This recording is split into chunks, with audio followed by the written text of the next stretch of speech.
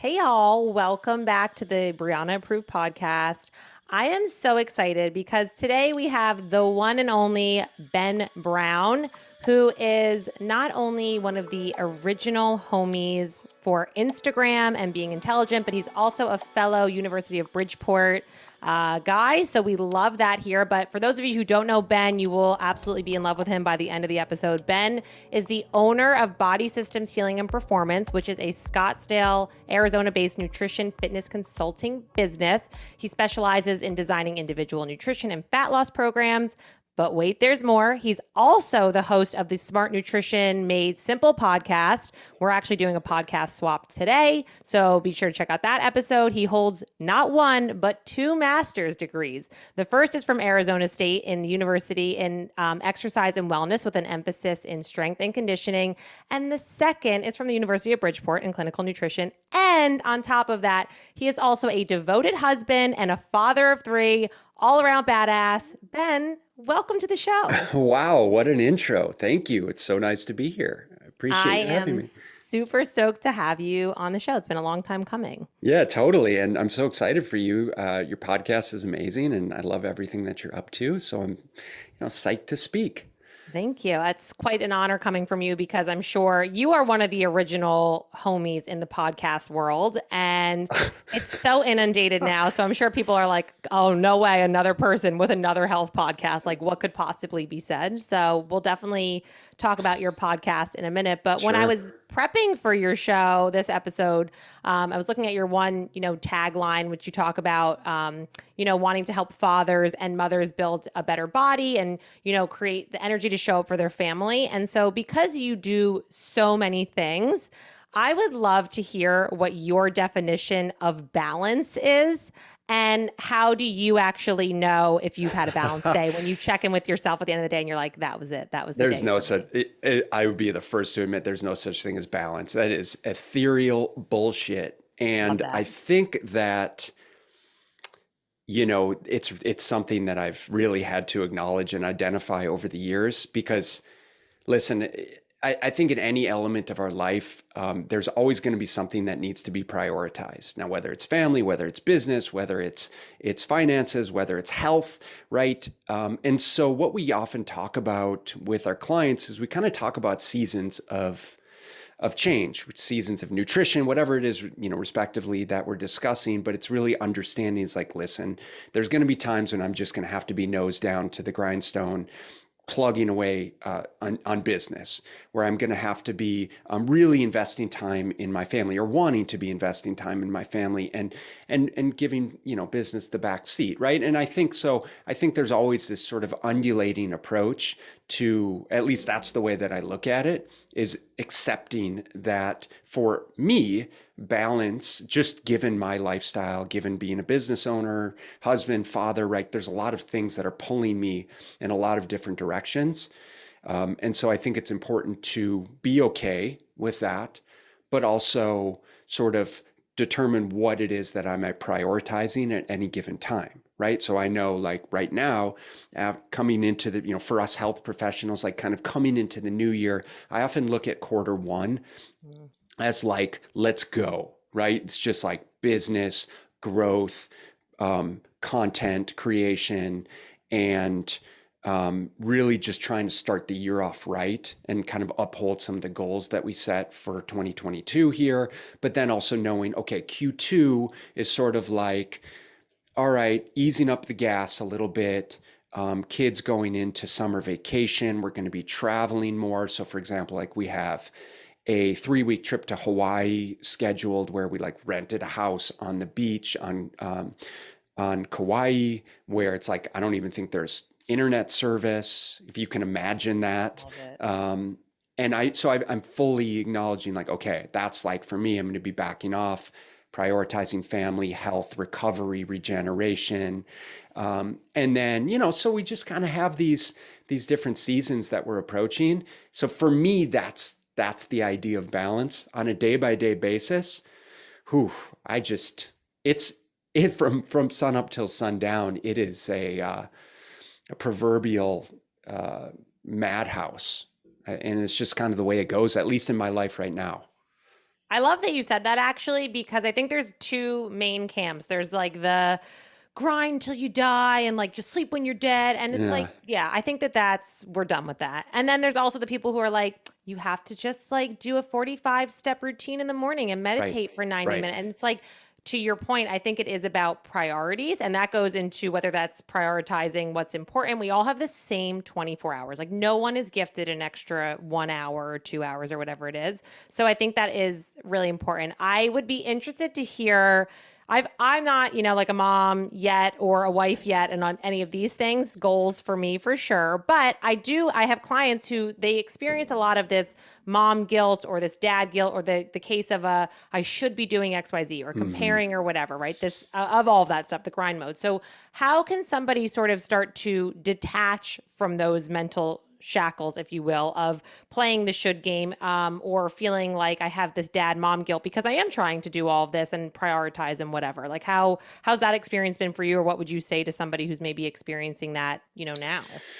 Yeah, I mean, it's so hard. It's so seemingly difficult. I think really it comes down to just what you're realistically committing to and setting reasonable expectations for yourself. Is like, listen, at the end of the day, it's rare we're going to be able to put in the kind of time that we feel like we should, and perhaps that is even necessary with our kids in this day and age, assuming we have two working parents. It's like, listen, I mean, there's only so many hours in a day, and just with the nature of our society and our lifestyles, of course, that's something that we could change should we choose to live a different lifestyle. I could move to a farm and I could, you know, I don't know, like work the land and whatever, like homeschool the kids, but I'm not going to do that. And so with that is understanding, okay, well, like I have time in the morning before they go to school. I have time after school, and we're starting to get into a period of our children's lives where they're starting to be more involved in sports. Mhm. Our girls are 12 and 10. Our son is 6. And so that's actually been nice to the degree that we'll take them to sporting events. We'll spend time at the event. Now, whether I'm listening to a podcast while I'm watching my daughter's gymnastics, whether I'm actually, coaching my son's rugby team and actually spending much more quality time with him there. So that's actually been really nice to spend time with him. But I think it really comes down to like, okay, well, what are some realistic expectations that I'm setting on myself? Otherwise, I'm just going to drive myself crazy with guilt, saying they're growing up so fast. I didn't spend enough time with them, blah, blah, blah. I'm sure I'm going to feel like that regardless, Right. right? So it's like, okay, well, how can I still prioritize it as much as possible? And again, so I personally commit to like, all right, so, there's like the time for us is between 7 a.m. and basically 8 a.m. When they wake up, I make them a breakfast. We get their lunches packed, can at least have a little bit of interaction, and then they're off to school. And then after school, we have kind of our sports time, and that becomes a non-negotiable. Like, okay, I'm for the most part, right? Is okay from 5 p.m. or 6 p.m. until bedtime, 8 or 9, is I'm invested in doing whatever needs to be done with them. Sometimes it's just driving around, sometimes it's cooking dinner, sometimes it's reading books, but in whatever capacity, I can get a little bit of time with one or multiple of them. I love that. And I think that's a really important topic for, because sometimes people maybe come to your page and they just see that you have the supplement stuff, you have the working with clients one-on-one, all that. But I think it's also really impressive that you're also like a dad, a husband, an entrepreneur, like, because it is possible to do it all, but it just does take priorities. And I do know that you also, this can kind of, I think, bleed into other areas of our health life, if you will. And I know that you have a background in, the training part of things too, Yeah. which I love because it's kind of like picking a favorite child. You can't, right? Where it's, Yeah. even though we all know parents kind of like one kid a little A bit more, hundred but that's percent. fine. Yeah. We all know that. I joke with my mom and dad all the time. But so because you have this background in training and nutrition, I am really interested to hear your philosophy on sort of this idea of maximizing results while minimizing suffering. Because I know you did a whole kind of post on this idea of like the more extreme of an approach that you take to, let's say, dieting, for example, is I know the post that you made, like, doesn't always mean that you're going to actually get more extreme results, right? So, Right. like, you're not Right. always maximizing your results. You're just maximizing your suffering, which I thought was such an interesting way to put that. So, like, Hmm. where are some areas of people's lives, or what are some steps that you would maybe say to a client or somebody you're working with where they can maybe start to maximize some results and minimize some of the suffering that is maybe self induced and maybe just part of the cards that we've been dealt? Well, listen, I think, and that's a great question, Brianna, but I think it all comes down to setting realistic expectations. And, what we see out there is not reality around what we think we need to do to get good results is not usually actually what needs to happen. I mean, do we need to strength train? Do we need to move? Do we need to sleep? Do we need to generally eat healthy food? Yes, to all of the above, but it's really only relevant based on how it fits within your lifestyle and where, again, we're coming back to like where your priorities lie. And so for someone to say, well, I want to get lean and healthy and strong, is now all of a sudden I need to start strength training 4 days a week, and I need to go paleo, and I need to start getting 10,000 steps a day, and I need to sleep at 9 hours, and I need to do a morning routine. It's like we might think that that's what's necessary, when in reality it's like you're here. And for those of you that are just listening, I'm holding my hand on one side and we've got a massive gap to the other side of where you want to be. It's like, hey, there's like 100 different things that you could start to focus on that are going to help you bridge that gap. You definitely don't need to do all of it at once. In fact, I would encourage you to definitely not do all of it at once, because that is a surefire way to get completely overwhelmed and quit and say, screw it, everything, and continue to reinforce the behaviors that have created the situation that you're in, right? So instead of saying, well, what is the low hanging fruit right now? What is the thing? And this is one of the things that we really help kind of identify with our clients, is understanding, okay, well, like, here's the things you're doing well. Here's the things that we could be doing better. Here's where you want to go here. And now that we have an understanding of your lifestyle and your readiness for change and your pre-existing knowledge and your kind of commitment levels and your responsibilities and your food preferences,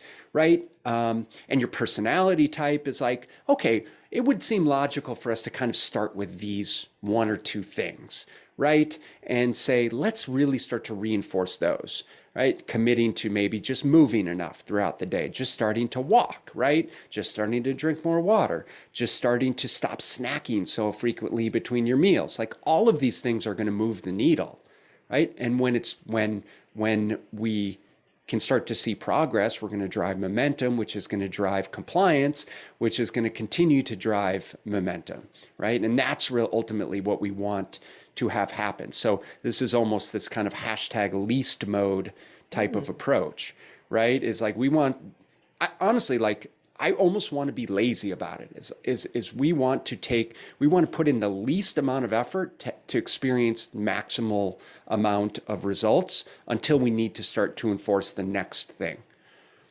I love that. The sweetness of doing nothing, tale as old as time, and Italian culture for sure. I think I just did this on your, podcast, like the doing Yeah. less, undoing, unlearning. Like, that is so much more difficult for people for some reason. And I would be interested to hear how you deal with clients who maybe have either done this practitioner hopping, or they've done a bunch of other, 12-week this and that, and they come to you and they're not, quote, seeing the results that they want to see and their unrealistic expectations. Because I have coaches that listen to this, and then I have people who are on the client side of this. So, like, where is that conversation, or how do you even have that conversation with somebody where it's like, okay, realistically, maybe you're not doing everything. And at the end of the day, from your perspective, like, you're not a magician. You're not going to fix everybody. You're not going to heal everything. Like, Yeah. where do we start to even, like, kind of break that down? I think it's important to understand what isn't working, what hasn't worked, and for them to acknowledge that the diets that they've tried in the past actually didn't work, right? So we often talk to a lot of people. They're like, I did keto and it worked great. I'm like, well, why are we having this conversation? Well, because I gained the weight back. So it didn't work. Are we clear that, like, it actually didn't work for you? And why didn't it work? Well, because it just wasn't sustainable for me. Okay. Why wasn't it sustainable? Oh, because I have kids, and like, I would just kept eating their fries, and then I had girls' weekend and I was drinking the wine, and so I'd be keto during the week and blah blah blah. Right? We know how the story goes. But it's like, okay, well, there's nothing wrong with that, right?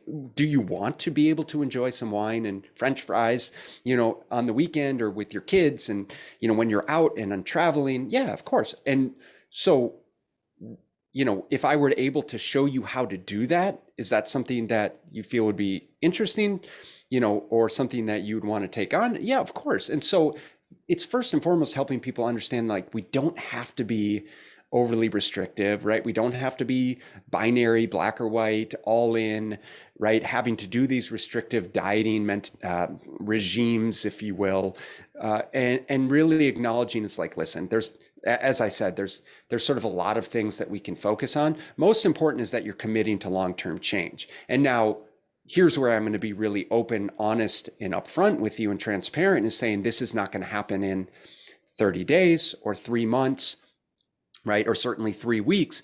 Is saying all of our programs are minimum of 6 months, and most of our clients stay on for at least a year plus now.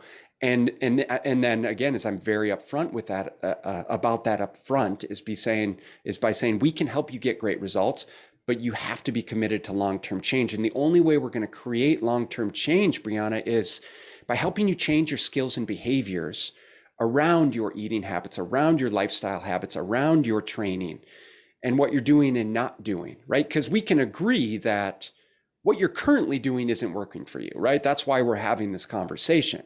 So instead, if we were to help take kind of what you're doing well right now and then help kind of reinforce that, as well as teach you the things that are going to continue to move the needle, right?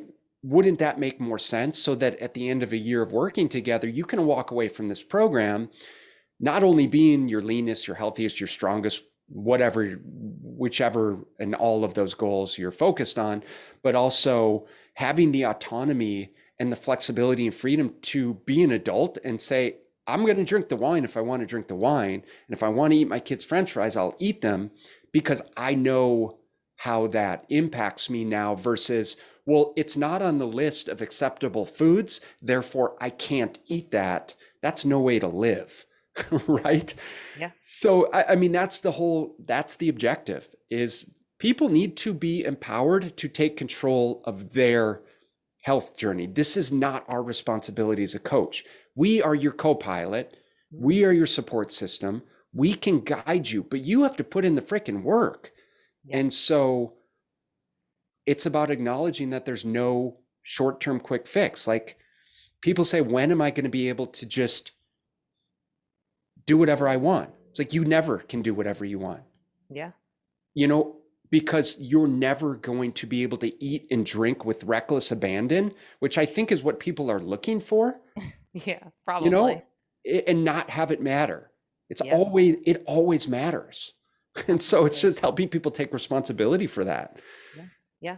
And I love that you said that too about the behavior component, because life is a series of choices, decisions, consequences. And a lot of that goes back to either narratives that actually are not serving us anymore, or that we have conned ourselves into believing that we think it's just easier to believe, or this diet didn't work because not because of me, but because the diet, right? And that's where we see the internet zealots of whatever. But it ultimately does go back to behaviors, making it a lifestyle change. And I think that's important too for on the coaching side of things. Like, you can absolutely fire a client if they are really not taking their responsibility to be like, you know what, I'm not actually listening.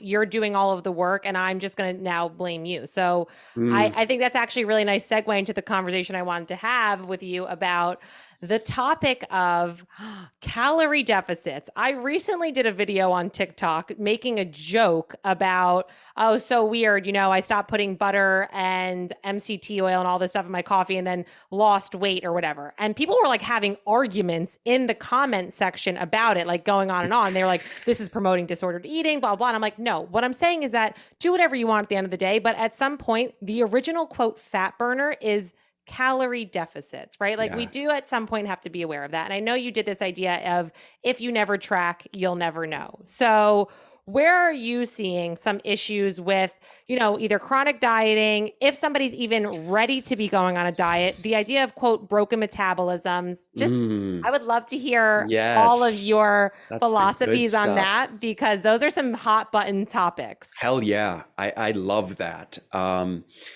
And where do I start? Well, listen, it's inarguable that in order to lose weight is we have to find a way to create a calorie deficit, right? Whether that's by eating less and or exercising more. Okay, let's just get that out there, and I'll be very clear. It's straight physics, right? Now, I think we can also agree that most people, whether they realize it or not, are over consuming calories, and they're probably under expending calories as well. So it's perfectly reasonable to say eat less and move more. However, it's so nuanced. And you and I will always say the answer to any of these questions is it always depends, and it always depends on biochemical individuality and the certain person's situation.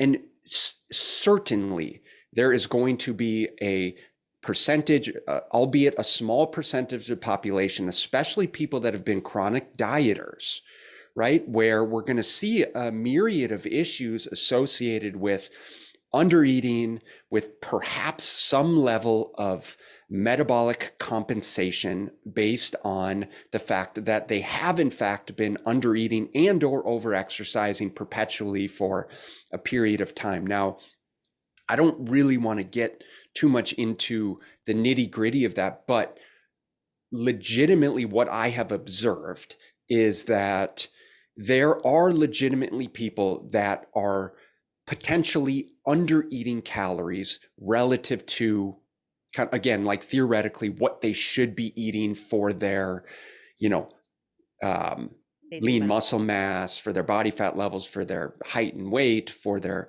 resting metabolic rate. It's just the body's amazing ability to adapt to stimulus, right? Now, whether the stimulus is lower calories, overexercise, stress in the environment, right? That's what our body does. That's what our metabolism does. It maintains homeostasis based on all of these continual variances, continual fluctuations, right? Temperature and calorie intake and environment and so on and so forth, right? And so I think that the whole idea that someone's metabolism is broken is completely ridiculous. I think Thumbs that up for people who are only listening. Yes. I think that it's something. Listen, it's hard because I think this idea is being perpetuated throughout our fitness and nutrition industry as a catch-all to drive as a headline. And listen, I'm perhaps just as guilty as the next person because it's something that someone can resonate with when they don't realize that the things that they've done in the past have set them up for failure all along. It's not that your metabolism is broken. It's not your thyroid's fault, generally speaking. It's not your hormones' fault. Rather, it's obviously the myriad of diets that you've tried, the perpetual yo-yo dieting. And yes, we can certainly understand that the metabolism does adapt to certain stimuli. So if you perpetually undereat, then yeah, perhaps your resting metabolic rate will start to slow down. But what also will happen is you will naturally start to reduce your levels of movement. Your levels of hunger will reduce, right? You'll hold on to more body fat. And so I think that's where it's really relevant to take the individual approach and understand, okay, what is it that you're really currently doing? This is potentially where tracking can really come in handy, is acknowledging, like, is this someone who legitimately does undereat calories? Mm-hmm. Right? Because I would say that those are few and far between. Oftentimes what happens is we get a new client and they say that they perpetually undereat, but what we see is perhaps they undereat during the week, but then the weekend's a freaking melee, right? And it's like, okay, yeah, you ate 1,000 calories a day for the week, but then you're eating 3,000 calories and drinking 3,000 calories on the weekend. And so we're in this just vicious cycle, right? It's like calories matter most.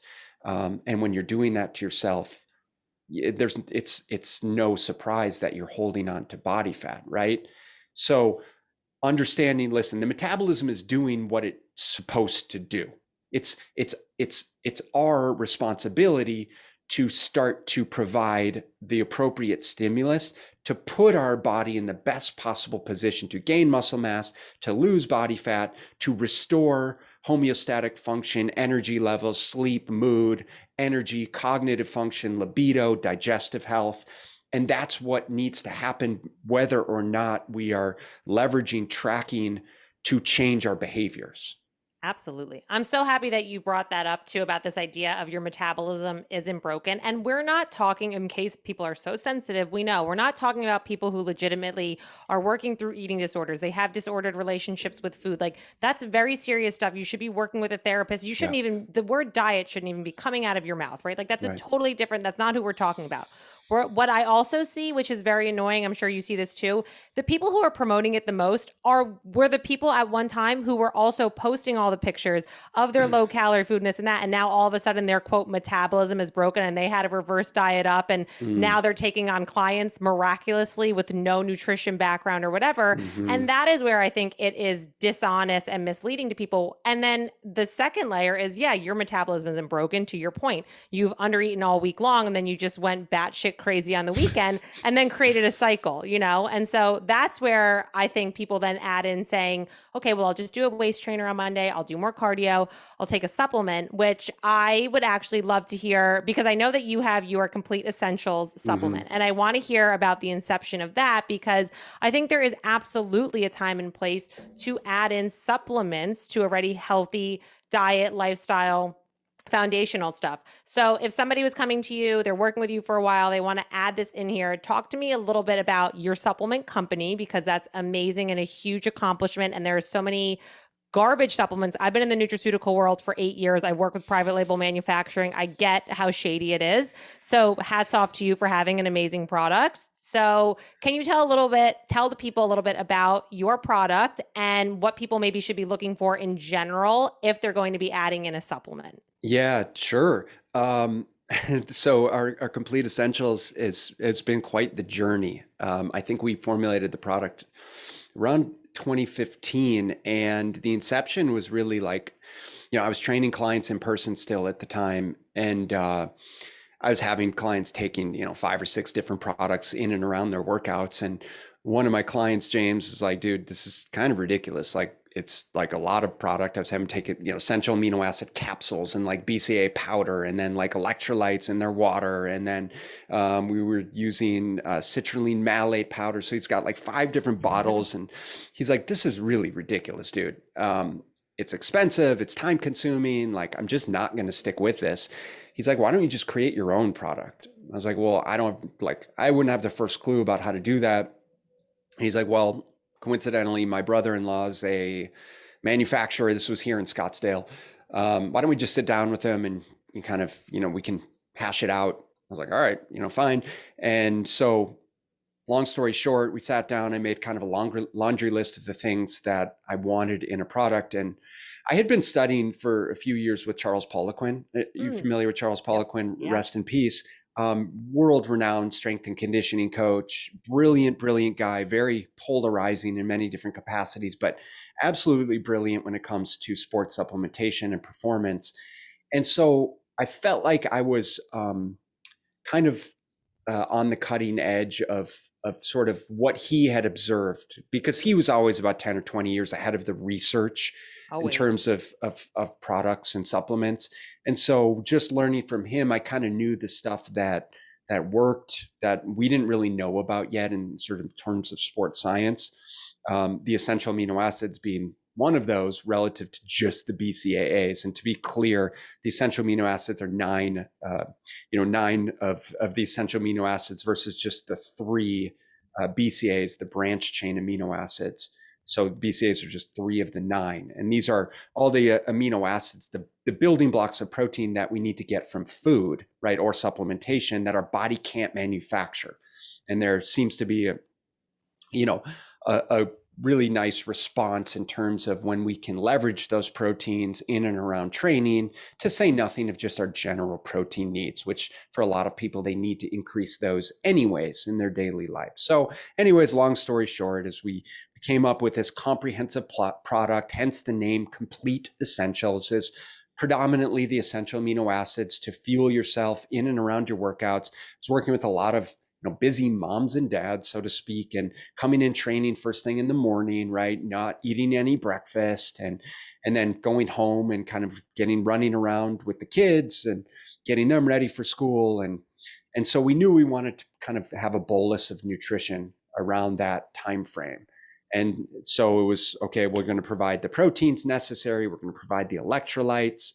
So sodium, magnesium, potassium as being the big minerals there, as well as citrulline malate, which helps with kind of work capacity, helps kind of removing ammonia and lactate, the byproducts of the training, so people can feel like they can work harder with shorter rest periods, as well as recover faster and are less sore from their workouts. And so that's really kind of like the main drivers of the product. And yeah, it's been just a really interesting journey. Our intention has been to have more products, but the truth is, it's really just kind of a moonlighting gig for us. It's kind of like a on the side fun project. We just have, we have the Complete Essentials. We have one flavor grape. We had a lemon lime. And while it was popular, we didn't really have the demand to necessitate continuing to have two products on the market. And so now it's like we're on Amazon, we're on our website, bslnutrition.com, or sorry, it's bslnutritionshop.com. And it's just a good, robust kind of training product for people to use in and around their workouts that doesn't have any stimulants. So it's no caffeine, no artificial sweeteners. It's just stevia based. And yeah, so when it comes to choosing supplements, this has definitely been something that I have curbed my enthusiasm around over the years as I've worked with more and more clients.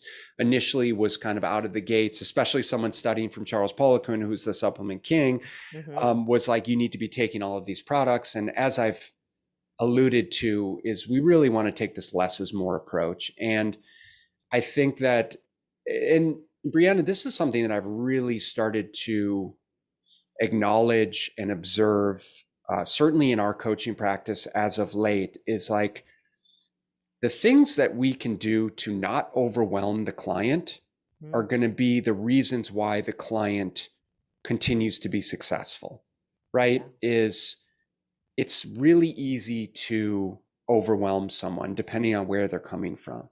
And so if you start coaching with us and I tell you, you need to start tracking your calories and you need to like follow this meal plan and you need to, get, like I said, 10,000 steps and you need to strength train 4 days a week. And you're someone who's like, you don't even know what protein is, right? And you're eating predominantly like takeout.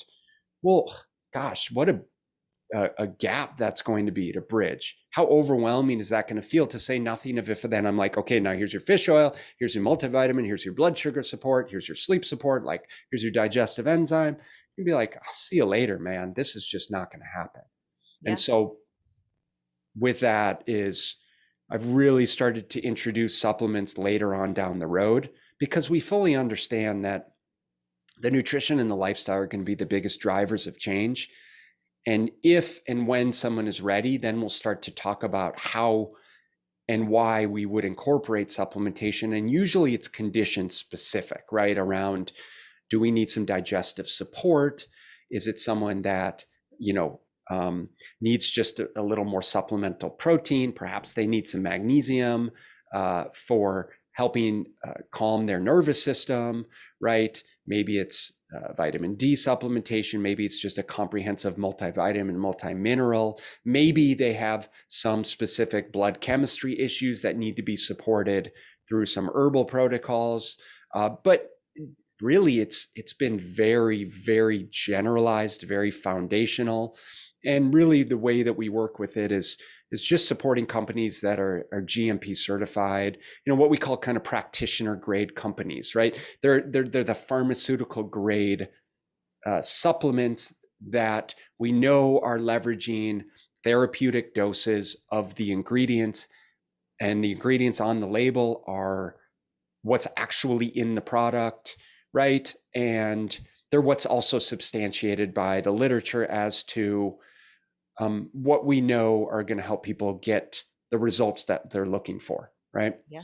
And what we can legally and safely say without having a lawsuit on our hands. But this is why you're one of Totally. my favorite people, because I couldn't have said that better myself about all of the above. And I think that is a huge red flag. If you have a practitioner who's like, week one, take all of these things, and you're like, but wait, why? Like in the first Right. place. So I think that that's important.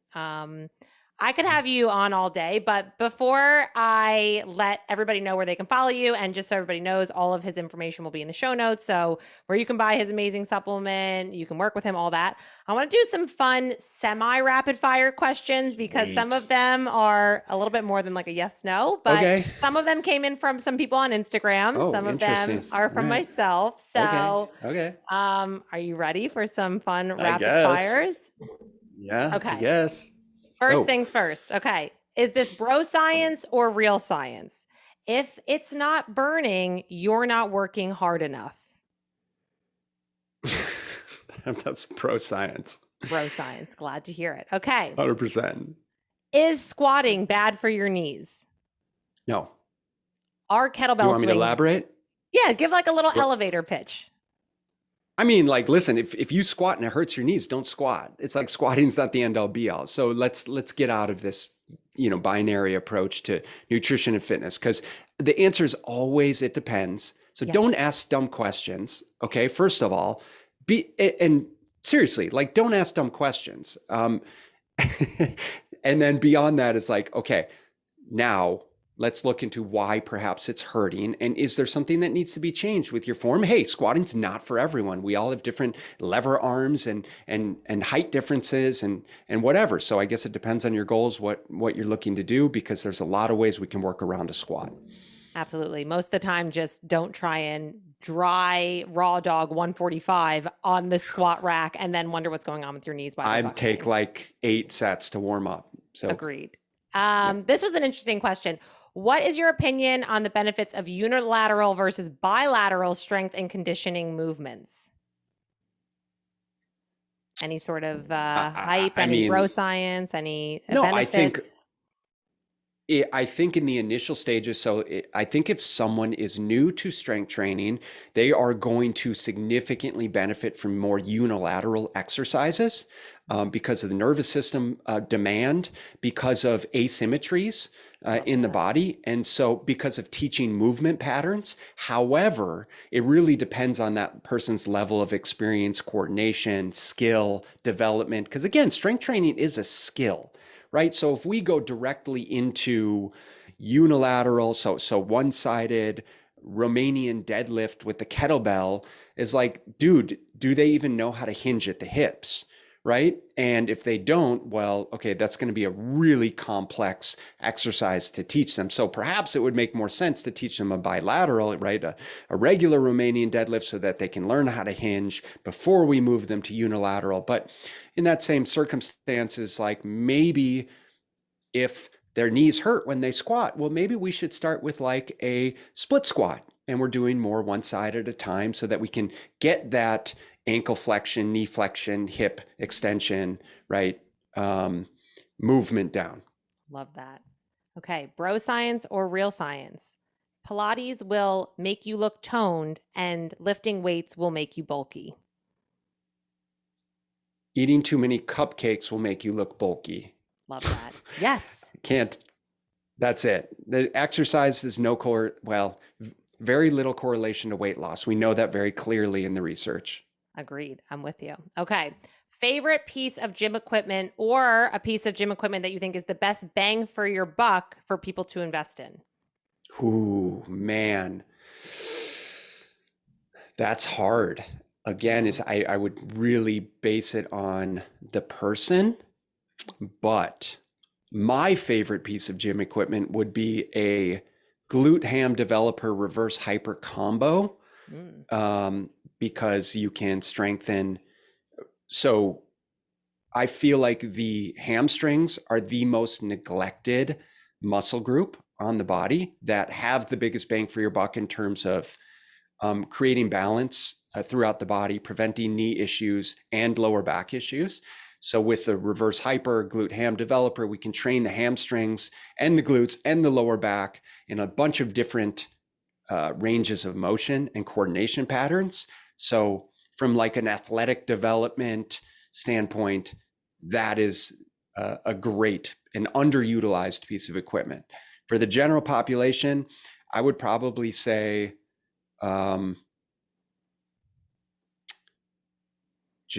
maybe just a set of dumbbells and an adjustable bench is like, we can do a lot of stuff with that, evidenced by the last 2 years of me having to do ridiculous programs for people from their home.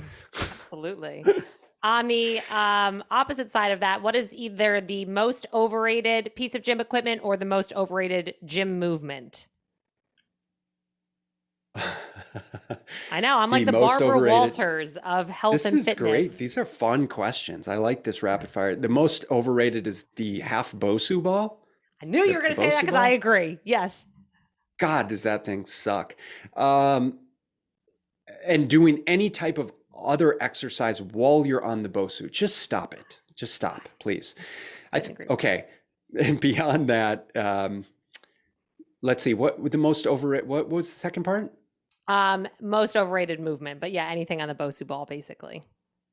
The most overrated movement, honestly, the most overrated movement might be like the hip thrust now, like the ridiculous number of women thinking they need to hip thrust to build the booty.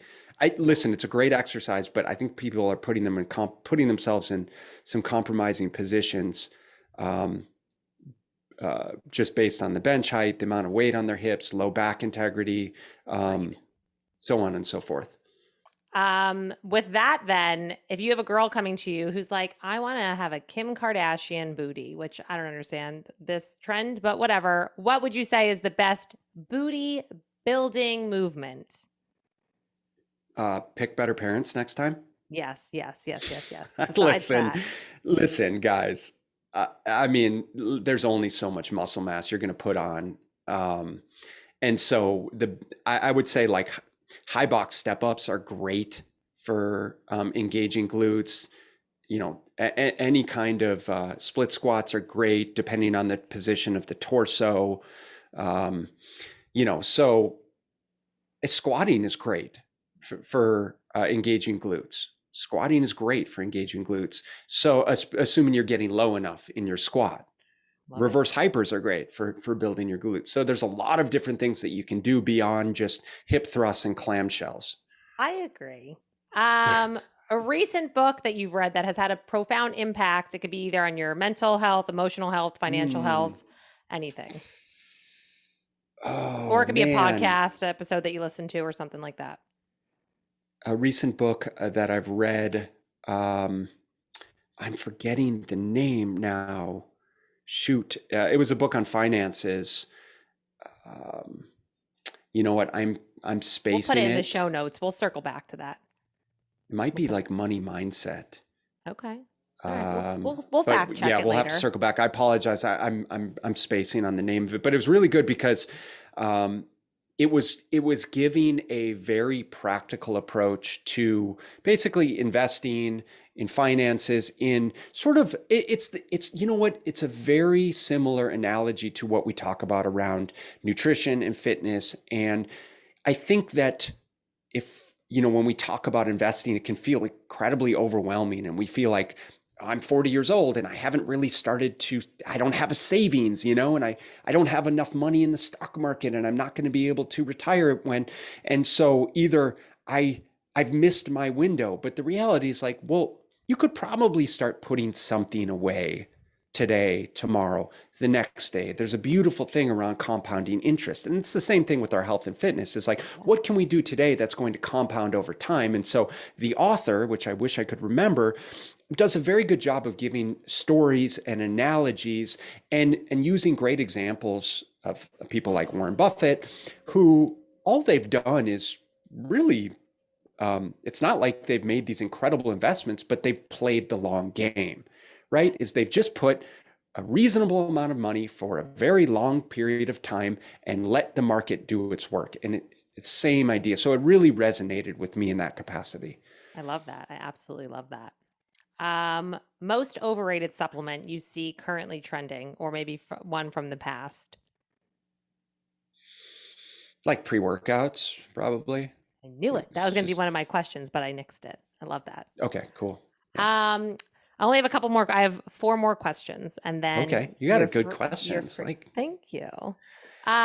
Favorite non-physical compliment to receive? Because I think sometimes on social media, people will sometimes maybe think of you a certain way, and then they meet you in real life and whatever. So you get weird compliments. Sometimes you're like, that was nice to hear, Like somebody you know once, what? I've actually had quite a few people be like, you are literally the same exact person as you are online and in real life. And I'm like, thank you. People say I'm a lot more sarcastic than they thought I would be. I like it. It's a sign of Yeah. intelligence to be sarcastic. Yeah. Well, Okay. Piece of advice you would give yourself on your wedding day, since you are successfully married with 3 children and a business seems to be going well. So what do you wish somebody would have said to you on your wedding day, or a piece of advice you would give to maybe one of your kids when they're getting married on their wedding day? man,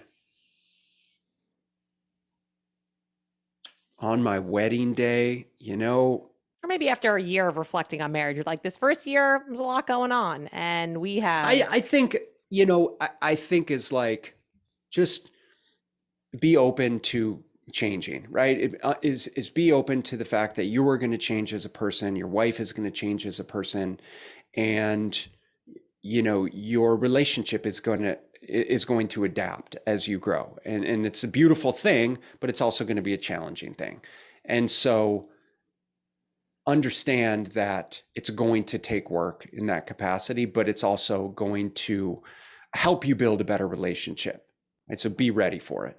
Love that. The long game as well. Finances, health, marriage, Indeed, getting that the long game. as well. Okay. What is a mantra and or affirmation that you have maybe resonated with recently, or that helps you when you are having a shit day? You're getting stuck in whatever, to get unstuck, basically. Something that maybe if you could leave with the listeners. I have one of my commitments for this year, for 2022, was just to show up, right? It's like, regardless of how I'm feeling, I got shit sleep last night. I knew I had a couple podcasts to do today. I've got a Facebook Live later today. I've got client consults all day. It's like, listen, the best thing I can do is just show up, commit to the process, and I'll do my best, and we'll work it out, right? Especially for us as entrepreneurs, I think that there's so much unknown, right, around and potential fear and even perhaps anxiety around doing these uncomfortable things every single day that force us to grow as an individual, as a business owner, as a man, as a woman, and it's like, well, we got to continue to throw ourselves in the fire and just show up, right? Let's put ourselves in those uncomfortable positions, because that's what's going to build strong, resilient humans. Yeah, that's where we grow. I love it. Okay, final question, and then I'm going to have you tell everybody where they can follow you, where they can work with you, all of the above. What is one non-negotiable that you have in your morning routine or your nighttime routine? Morning is just drink a glass of water, wake up, drink a glass of water, get to work. I don't have like a elaborate morning routine. I've been there, done that. And, for me, I found what seems to work the best. For the evening is, I just try and shut it down as early as possible, which can be difficult with preteens now. It's like they continue to just want to stay up later and later, and I'm a grumpy old man who wants to be asleep by 8:30 because I get up early. But the non-negotiable is like no TV, no cell phone, And I get on my wife all the time because she'll like have her cell phone in bed and it drives me absolutely freaking crazy. I'm like, do you know how bad that is for you? The 5G is killing us. No, I love that's why I'm I asked like the light in the non-negotiable because like the idea of just drinking water, people to your point think it has to be this like crazy elaborate thing. It's like just I have to drink water before I do anything else. That's it. So I love that. No, it's get up, drink a big glass of water, then make the coffee. Let's get to work.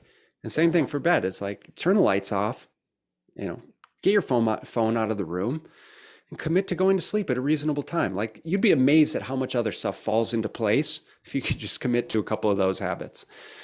I love it. I love that. Well, you are, like I said, one of my favorite people. I could talk to you all day. Definitely want to have you back on the podcast. But in the meantime, please tell people where they can follow you. I know you have an amazing Facebook group as well for building a community. So just drop all things Yeah. Ben Brown.